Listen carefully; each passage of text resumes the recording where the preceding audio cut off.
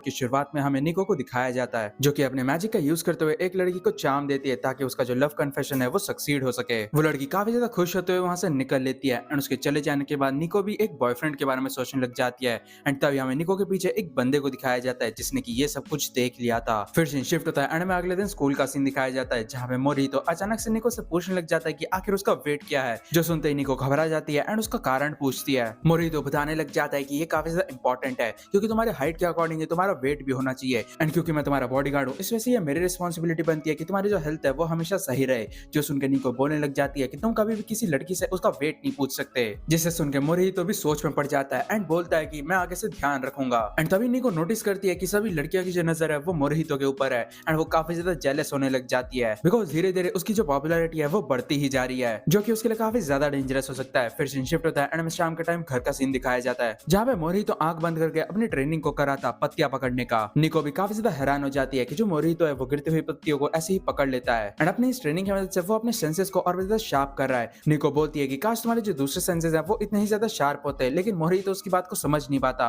Even केंशी भी उनकी बातों को सुन लेता है एंड रात के टाइम पे वो निको से पूछने लग जाता है क्या तुम लोग अब तक डेट नहीं कर रहे, जो कि निको के दिमाग में एक बॉम्ब फोड़ देता है। केंशी बताने लग जाता है मेरे को तो लगा था कि तुम्हारी जो फीलिंग्स है वो इतनी ज्यादा ऑब्वियस है तो पक्का उसने नोटिस कर लिया होगा, लेकिन मोरहितो के केस में उनको ये कहना होगा कि ये बंदा काफी ज्यादा स्ट्रेंज है। इतने दिनों से वो लोग एक साथ रह रहे हैं पर लेकिन अब तक उस बंदे का जो मॉर्निंग रूटीन है वो चेंज नहीं हुआ। हर दिन सुबह उठते ही वो कॉफी पीने लग जाता है जिसपे केंशी निको को भी आइडिया देने लग जाता है ताकि वो मोरहितो को थोड़े बहुत साइंस दे सके। एंड तभी टीवी कमर्शियल में उनको एक शैम्पू का एड दिखता है जहाँ पे लड़की के जो बाल है वो एकदम लहर रहे थे एंड केंशी को एक आइडिया आता है। फिर हमें अगले दिन स्कूल का सीन दिखाया जाता है जहाँ पे केंशी अपना प्लान एक्सप्लेन करने लग जाता है जहाँ पे निको लंच ब्रेक के दौरान मोरहितो के एकदम सामने से जाएगी वो भी अपने बाल लहराते हुए, जहाँ पे वो अपने विंड मैजिक का यूज करेगा एंड लहराते बालों के साथ निको किसी हीरोइन से कम नहीं लगेगी एंड मोरहितो उसको पसंद करने लगेगा। जिसके बाद हमें लंच ब्रेक का सीन दिखाया जाता है जहाँ पे निको एंड केंशी छुप के वेट कर रहे थे एंड जैसे ही मोरहितो की एंट्री होती है निको एकदम इशारे करने लग जाती है एंड हवा के झोंके के साथ वो अपने हीरोइन वाली एंट्री करती है एंड उसको देखने के बाद मोरहितो काफी ज्यादा हैरान हो जाता है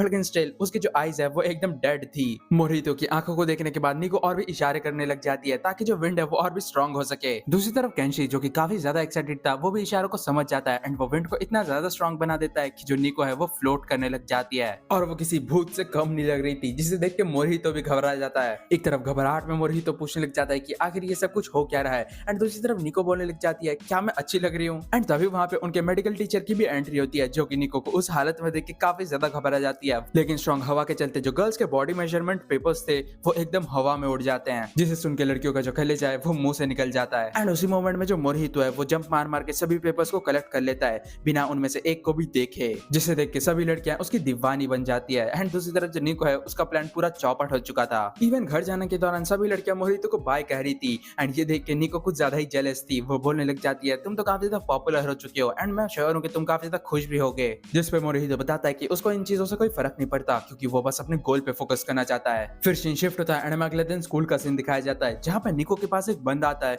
जो कि उससे बात करना चाहता था एंड जब वो इसके बारे में अपने दोस्तों को बताती है उनका दिमाग खराब हो जाता है क्योंकि वो लोग समझ जाते हैं कि वो पक्का कन्फेशन करना चाहता है बिकॉज फील्ड ट्रिप के दौरान वो बंदा निको से लंच ब्रेक में मिलना चाहता है, लेकिन निको को नहीं लग रहा था कि ऐसा कुछ भी होने वाला है। जिसे सुन के उसकी फ्रेंड बताने लग जाती है कि कैसे वो कितने ज्यादा क्यूट एंड ब्यूटीफुल एंड वगैरह वगैरह है जिसे कि मैं बता भी नहीं सकता। साथ ही साथ उसके बोलने के तरीके से ऐसा लग रहा था जैसे कि उसने कुछ उल्टा सीधा पीला हो। उसके बाद हमें फील्ड ट्रिप के रूमर्स के बारे में बताया जाता है जहाँ पे एक लव ट्री है एंड अगर कोई भी कपल वहाँ पे एक साथ लंच कर लेता है तब वो लोग हमेशा साथ रहते हैं, जिसे सुनने के बाद निको तो शर्माने लग जाती है। दूसरी तरफ दिखाया जाता है कि केंशी ने पेड़ के ऊपर से उनकी सारी बातें सुन ली थी एंड घर पहुंचने के बाद वो निको को बोलता है कि तुम्हें फील्ड ट्रिप के दौरान कन्फेस कर लेना चाहिए एंड ये सुनते ही निको का दिमाग खराब हो जाता है क्योंकि ये सब कुछ उसके लिए काफी ज्यादा था। यहाँ तक कि उसको तो ऐसा भी लगता है कि मोरहितो उसकी जैसी लड़की की केयर नहीं करता, वो बस उसका फेमिलियर है, इस वजह से वो उसके साथ फंस चुका है। यहाँ तक कि ऐसा भी हो सकता है कि वो मेरे को अपनी छोटी बहन की तरह समझे, इस वजह से बेस्ट यही होगा कि मैं एक प्रॉपर विच बनने में ध्यान दूं। लेकिन उसकी बकवास सुनने के बाद केंशी गुस्से में आ जाता है एंड उस पर चिल्लाने लग जाता है। वो बोलता है कि आखिर तुम कब तक डर के भागने वाली हो, जिस पे निको समझाने लग जाती है कि कैसे लास्ट टाइम जब उसने मोरहितो की आंखों में देखा था तब उसे पता चला था कि उसे मेरे पे कोई भी इंटरेस्ट नहीं है। उसकी आंखों को देख के ऐसा लगता है कि जो लाइट है वो भी रिफ्लेक्ट नहीं करने वाली एंड ये सुन के केंशी भी एग्री करता है एंड वो बताता है कि कैसे उसने मोरहितो से जब निको के प्रति फीलिंग्स उसकी पूछी थी तब उसने बताया था कि वो निको का फेमिलियर है, इस वजह से उसकी रिस्पॉन्सिबिलिटी बनती है कि वो उसको प्रोटेक्ट करे। एंड ये सुनने के बाद निको का दिमाग खराब हो जाता है क्योंकि केंशी ने मोरहितो की फीलिंग्स पूछ ली थी। केंशी बताता है कि कैसे निको को प्रोटेक्ट करना मोरहितो के लिए एक जॉब एंड रिस्पॉन्सिबिलिटी की तरह है, लेकिन इसके बावजूद भी वो तुमको काफी प्रेशियस मानता है। लेकिन उसकी बातों को निको सीरियसली नहीं लेती, उसकी उसके बाद हमें अगले दिन ट्रिप का सीन दिखाया जाता है, जहाँ पे निको मोहितो को भी बताती है उस बंदे के बारे में जिसने कि उसको इनवाइट किया है लवर्स ट्री के नीचे। ये सुनने के बावजूद भी मोहितो के चेहरे में कोई भी फ्लिंच नहीं आता। वो बोलता है कि अच्छा ठीक है, फिर उस दौरान मैं तुम्हें गार्ड नहीं दूंगा। एंड ये सुनने के बाद निको काफी ज्यादा शॉक हो जाती है। वो बोलने लग जाती है कि क्या तुम्हें इससे कोई फर्क नहीं पड़ता कि कोई दूसरा बंदा मेरे से कन्फेस कर रहा है, भले ही मेरे को एक बॉयफ्रेंड ही क्यों ना मिल जाए। एंड इसके बावजूद भी मोहितो मना कर देता है। वो बताता है कि मैं तुम्हारे लिए खुश होऊंगा। एंड जैसे ही निको आगे जाती है हमें दिखाया जाता है कि मोहितो थोड़ा सा अपसेट होता है। उसके बाद हमें लंच के दौरान का सीन दिखाया जाता है, जहाँ पे मोहितो को एक बंदा दिखता है जिसके पास टारगेट का बैग था, जो कि पुराने जमाने का काफी ज्यादा पॉपुलर ब्रांड है। एंड मोहितो भी इसका काफी बड़ा फैन है। एंड क्योंकि दोनों की ही पसंद काफी ज्यादा सेम है, इस वजह से वो लोग इनडायरेक्टली दोस्त बन जाते हैं। एंड उससे बात करने के बाद जैसे ही मोहितो वहां से निकलता है, एक लड़की उसके सामने जाती है जो कि उससे बात करना चाहती थी। दूसरी तरफ हमें निको को दिखाया जाता है जो कि लव स्ट्री की तरफ जाते जाते सोच रही थी कि कैसे उसे शायद से उस बंदे को मना करना होगा। एंड जैसे ही वो लोकेशन में पहुंचती है उसे दिखता है कि वहां पे कई सारे कपल्स थे। यहाँ तक कि उस जगह पे भीड़ इतना ज्यादा था कि जो बंदे हैं वो साइन बोर्ड्स लेके खड़े थे एकदम एयरपोर्ट की तरह। एंड जैसे ही उसे अपना नाम दिखता है उसे पता चलता है कि वहां पे कई सारे बंदे आ चुके हैं। लेकिन रियलिटी ये थी कि वो सभी लोग उससे कन्फेस करने के लिए नहीं बल्कि लव चार्म लेने के लिए आए थे। इतने सारे बंदों को देखने के बाद निको एकदम घबरा जाती है। वो बोलने लग जाती है कि उसने ऐसा कभी कुछ नहीं किया, लेकिन उसके जो रूमर्स है वो इतने ज्यादा फैल गए थे कि लोगों को लगने लगा था कि वो किसी कॉर्न स्टार को भी पटवा सकती है। एंड अपने रूमर्स के बारे में सुनने के बाद वो काफी ज्यादा घबरा जाती है एंड भागने लग जाती है, लेकिन सभी लोग उसके पीछे पड़ जाते हैं। उन सबसे बचने के लिए वो अपने ऊपर मैजिक का यूज करती है एंड उसका जो साइज है वो एकदम से छोटा हो जाता है, जिसके बाद वो वहां से उड़ जाती है। लेकिन उड़ते उड़ते वो अचानक से एक बंदे से टकराती है एंड उसके पॉकेट में जाके गिरती है। एंड गस करो ये बंदा और कौन हो सकता है मोहितो के अलावा। निको नोटिस करती है कि एक लड़की ने अपना लव कन्फेस कर दिया है एकदम से उसके सामने ही, वो भी मोहितो से। लेकिन इसके बावजूद भी मोहितो कुछ भी रिएक्ट नहीं करता। वो बोलने लग जाता है कि मैं तुम्हें जानता भी नहीं हूँ। जिसपे वो लड़की बताती है कि मैंने तुम्हें कई बार स्टेशन में देखा है, ऊपर से तुम कई सारे बूढ़े लोगों की भी मदद करते हो। लेकिन इसके बावजूद भी मोहितो उसके प्रति कुछ भी फील नहीं करता,